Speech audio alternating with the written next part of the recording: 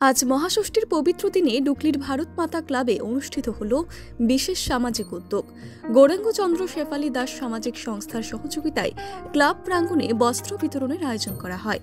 অনুষ্ঠানে প্রায় 50 জনের হাতে নতুন বস্ত্র তুলে দেওয়া হয়।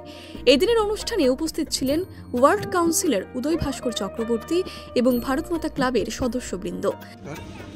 আমরা ভারত মাতা ক্লাব, আমাদের এই ক্লাব স্থাপিত হয়েছে 1953 সালে। প্রাচীন একটি ক্লাব। আমরা ভারত মাতা ক্লাবের পক্ষ থেকে এই 2025 শারদীয়া দুর্গোৎসবকে সাফল্যমণ্ডিত করার জন্য আমরা এই যে আমাদের পুজো প্যান্ডেলের যে মেইন থিম, যে গ্রাম বাংলার ঐতিহ্য, সেটাকে পুনরায় মানুষের মধ্যে তুলে ধরার জন্য এবং গ্রামের ঐতিহ্যটাকে আরও ধরে রাখার জন্য যে দৃষ্টান্ত, সেটা আমরা আমাদের পুজো মণ্ডপের মাধ্যমে তুলে ধরার চেষ্টা করেছি।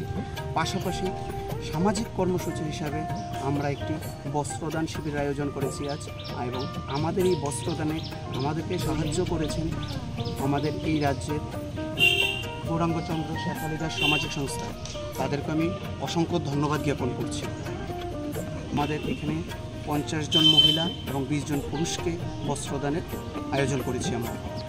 এই 2025 শারদীয় উৎসবে ভারত মাতা ক্লাবের পক্ষ থেকে আমাদের এটাই বার্তা থাকবে, আমাদের এই ভারতবর্ষের যে ঐতিহ্য, গ্রাম বাংলার যে ঐতিহ্য, তথাপি আমরা জানি আমাদের ভারতবর্ষ কৃষি প্রধান দেশ, এবং আমাদের যে কৃষিকাজ, সেই গ্রাম বাংলার ঐতিহ্যকে ধরে রাখা যায় এবং সকলে মিলে সুষ্ঠুভাবে পূজাটা যেন, শারদীয়া উৎসবটা যেন সুষ্ঠুভাবে সম্পাদন হয়, এবং আমরা যারা আর্থিকভাবে স্বাবলম্বী এবং যারা পাশে আমাদের গরিব দুস্থ আছে, তাদেরকেও যেন আমাদের সার্বজনীন সহযোগিতার মাধ্যমে তাদেরকেও যেন মুখে হাসি ফোটাতে পারি, এই আমাদের প্রয়াস।